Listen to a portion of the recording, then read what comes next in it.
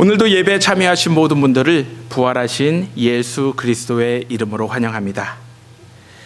오늘부터 목적이 이끄는 삶이란 책을 중심으로 우리 삶의 이유와 목적을 찾아가는 시간을 여러분들과 함께 갖고자 합니다. 앞으로의 40번의 시간을 통해 우리가 누구인지, 왜 우리에게 끊임없는 시련과 고통이 몰려오는지, 그리고 우리 삶의 마지막 종착지가 과연 어디가 되어야 하는지 감리교인의 믿음과 신앙의 관점에서 살펴보고자 합니다. 오늘 받으셨겠지만 매주 요약된 페이지 한 장을 뒤에 준비하여 나누어 드릴 것입니다. 이것을 참고하셔서 한 주 동안 여러 번 이 내용을 묵상하시며 마지막으로 제일 아래에 있는 질문들에 스스로 답을 해보시기 바랍니다. 물론 책을 읽는 것이 가장 중요하겠지만 책이 없으신 분들은 이것을 활용해 주시기를 부탁드립니다. 또한 오늘 말씀을 나누기 전에 한 가지 부탁드리고 싶은 것은, 이제까지 우리가 너무나 당연히 여기고 누리며 살아왔던 것에 왜라는 질문을 붙여보시기 바랍니다. 내가 왜 태어났는지, 왜 우리는 미국에 와서 갖가지 어려움과 마주하며 살아가고 있는지, 하나님 왜 나에게 이런 직업을 허락하셨는지,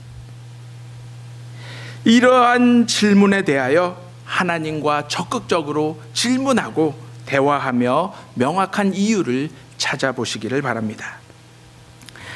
초기 한국 기독교의 토대를 마련하신 다석 류영모 선생님이 계십니다. 이분은 이러한 모습을 아름아리라고 말씀하셨습니다. 아름아리란 바로 우리가 던지는 왜라는 질문에 대하여 분명한 대답을 찾는 것으로서, 이러한 아름아리의 과정을 통해서 우리는 비로소 삶을 알 수 있으며, 이러한 삶을 알아가는 존재, 삼암의 존재가 바로 사람이 될 수 있다라고 이야기해 주셨습니다. 또한 이러한 여러분의 노력이 있을 때 하나님께서는 그에 대한 해답을 분명히 여러분들에게 보여주실 줄로 믿습니다. 앞으로 이러한 여정이 어찌 보면 여러분들에게 어려운 시간이, 때로는 힘들 시간이 될 수도 있을 것입니다. 하지만 여러분들이 그 어려움을 이겨내고 한 단계 도약하게 된다면 여러분들의 삶은 단순히 개선이 되는 것이 아닌 새롭게 변화되는 은혜가 일어날 줄로 믿습니다. 오늘은 그 첫 번째 시간으로 우리 삶의 출발점에 대하여 여러분들과 함께 묵상해 보고자 합니다. 오늘 말씀은 골로새서의 말씀입니다. 골로새서의 가장 핵심적인 주제를 한마디로 표현하면 화해입니다. 여기서의 화해는 예수 그리스도께서 십자가에서 보여주신 대속적인 죽음을 말합니다. 다시 말해 우리 모두는 예수 그리스도와 함께, 그리고 예수 그리스도를 통해서 오직 하나님과의 깨어진 관계를 새롭게 회복할 수 있다라는 것입니다. 하나님의 아들이신 예수 그리스도께서는 우리와 같이 육체를 입으시고 우리와 같이 느끼며 아파하고 한계를 경험하시는 분으로 이 땅에 내려오셨습니다. 우리는 이것을 성육신 사건이라 부릅니다. 예수님이 오신 목적은 죄악 속에 살아가는 우리 모두를 건져내시어 하나님과의 관계를 새롭게 회복함으로써 앞으로 하나님의 자녀답게 살아가는 새로운 길을 열어주시기 위함이었습니다. 마치 깊은 구덩이 속에서 빠져나오지 못하고 허우적거리는 우리 모두를 살려내시기 위해 하나님은 자신의 아들을 우리와 같은 인간의 모습으로 이 땅에 보내시어 그 구덩이 속으로 들어가게 하셨습니다. 그리고는 하나님이 우리를 위해 태초부터 계획하셨던 바로 그 뜻을 일깨워 알게 해주셨으며, 하나님의 뜻을 이루고 실천하는 모습을 통해 우리에게 친히 그러한 모범을 보여주셨습니다. 마지막으로 하나님의 아들이신 예수님은 자기를 죽기까지 낮추시고 십자가에 희생하심으로써 우리가 그분을 발판 삼아 그곳에서 빠져나오는 구원을 허락해 주셨습니다. 예수님은 시종일관 이러한 하나님의 계획을 마음 깊이 새기고 자신의 연약한 육체로 인해 솟아오르는 모든 인간적인 생각과 감정들을 말씀과 기도로서 이겨내셨습니다. 하나님의 목적을 알고 그 뜻에 마지막까지 순종한 결과 예수님은 잠자는 자들의 첫 열매가 되시어 구원을 향한 모든 사람들의 길과 진리와 생명이 되어 주셨습니다. 오늘 우리에게 주신 말씀은 이 사실을 분명히 우리들에게 보여주고 있습니다.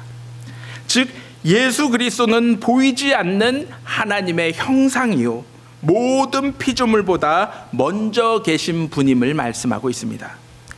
다시 말해 예수 그리스도께서는 모든 피조물을 주관하고 다스리는 분으로서 모든 만물은 예수 그리스도 안에서 그리고 예수 그리스도를 통해 그리고 예수 그리스도를 위해 창조되었음을 선언하고 있습니다.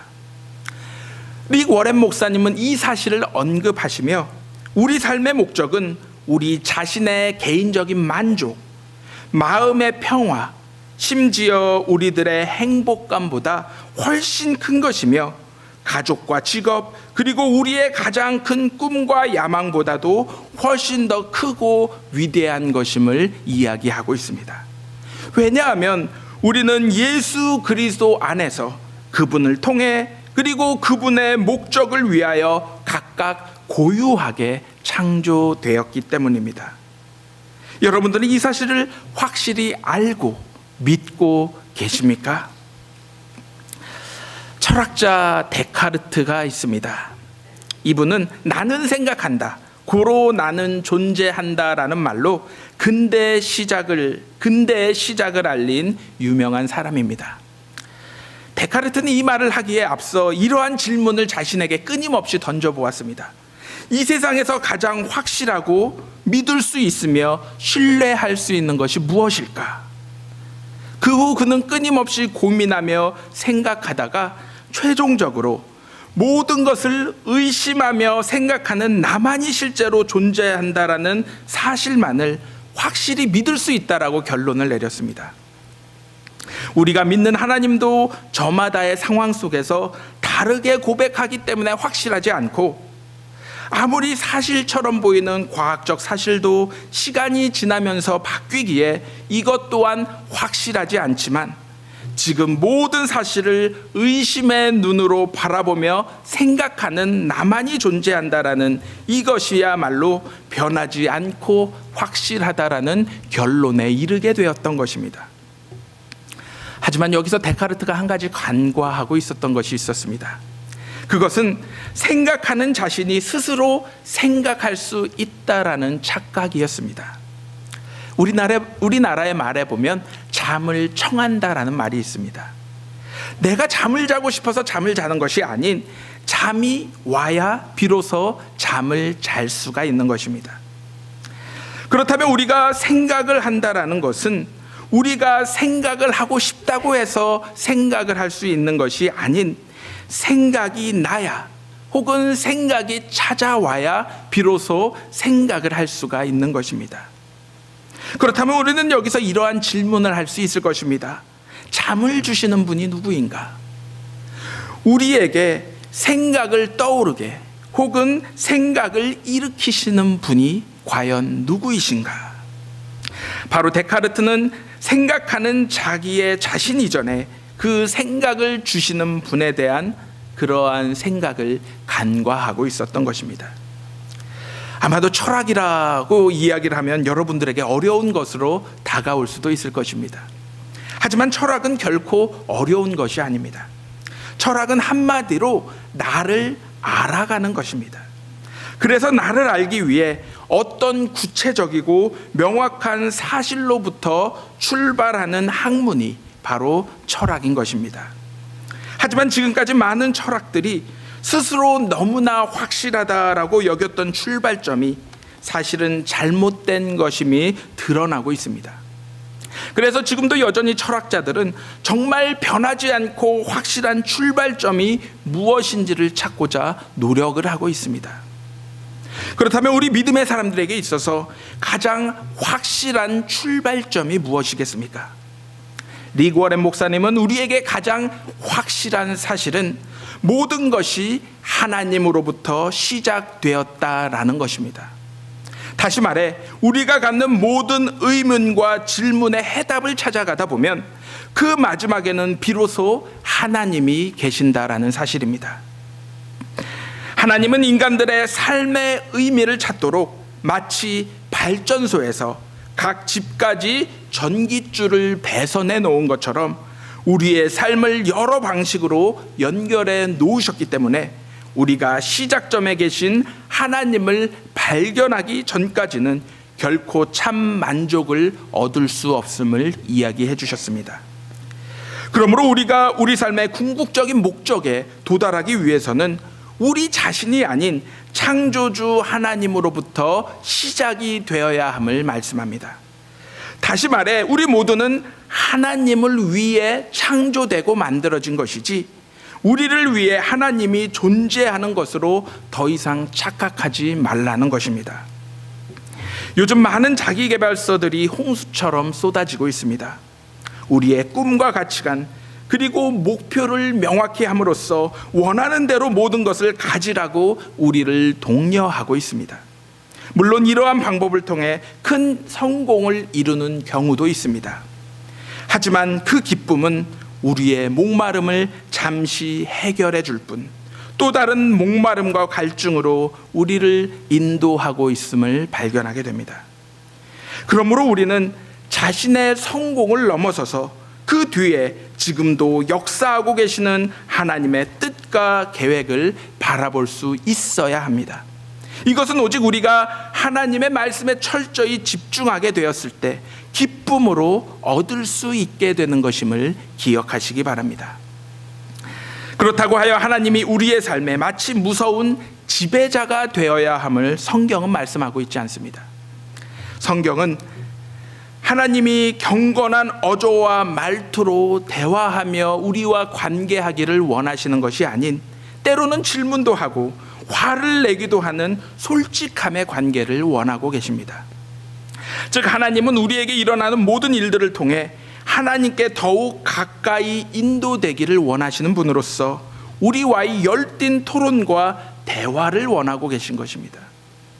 바로 하나님은 우리에게 일어나는 모든 일에 언제나 자신이 포함되어 있기를 원하고 계신 것입니다.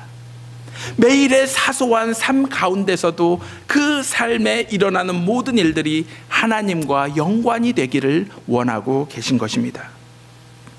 오늘 이 시간 우리에게 있어서 가장 분명하고 확실한 진리가 무엇인지 돌아보기를 원합니다. 그리하여 그것을 찾기를 원합니다. 그리고 그 위에서 우리의 신앙을 하나씩 하나씩 다시금 쌓아 올리기를 주님의 이름으로 기도합니다. 모래와 같이 비가 오고 홍수가 나면 쓸려가는 진리가 아닌 어떠한 고난이 찾아오더라도 우리를 지탱시키며 지켜주고 마지막까지 힘이 되는 참 진리를 발견하기를 주님의 이름으로 기도합니다. 이러한 진리를 발견하기 위해서는 먼저 우리가 예수 그리스도와 어떠한 관계 속에 있는지 진지하게 살펴보아야 합니다. 과연 나를 위해 예수님이 존재하고 계신지 아니면 예수님을 위해 내가 존재하고 있는지 철저히 돌아보아야 하는 것입니다. 다음으로 우리가 죄인 되었을 때에도 여전히 우리를 사랑하고 계셨던 하나님의 은혜를 깨달아 알고 있는지 오늘 이 시간 돌아보아야 합니다. 우리 삶의 목적은 이미 하나님의 은혜를 통해 하나님이 원하고 뜻하고 계신 선하신 목적으로 인도되고 있습니다. 그러므로 우리가 매 순간 삶 속에서 행하고 있는 일들이 정말로 보람되고 가치 있는 일인지 알기 위해서는 그것이 반드시 하나님의 계획의 일부인지 혹은 내 스스로 계획의 일부인지 끊임없이 기도와 말씀을 통해 확인해야 하는 것입니다. 마지막으로 우리 삶의 목적은 우리 스스로의 성취나 성공이 아닌 하나님의 계획에 전적으로 순종하는 것임을 명확히 알고 실천하고 있는지 돌아보아야 합니다. 때로는 더디고 느리더라도 우리 삶이 하나님이 원하시는 방향을 향해 한 걸음 한 걸음씩 걸어가고 있다라면 걱정하지 말고 그 길을 담대히 마지막까지 걸어가야 하는 것입니다. 우리가 이러한 질문에 미적거리지 않고 확실한 대답을 할 수 있다라면 우리는 비로소 빛 가운데로 걸어가는 삶을 살아갈 수 있음을 오늘 이 시간 믿으시기 바랍니다. 오늘 아침 과연 우리 삶의 출발점이 어디이고 우리 삶의 종착점이 어디가 되어야 하는지 주님이 주시는 힘과 지혜를 통해 돌아봄으로써 다시금 변치 않는 진리의 반석 위에서 우리의 신앙을 굳건히 세우는 저와 여러분들이 되시기를 예수 그리스도의 이름으로 간절히 기도합니다.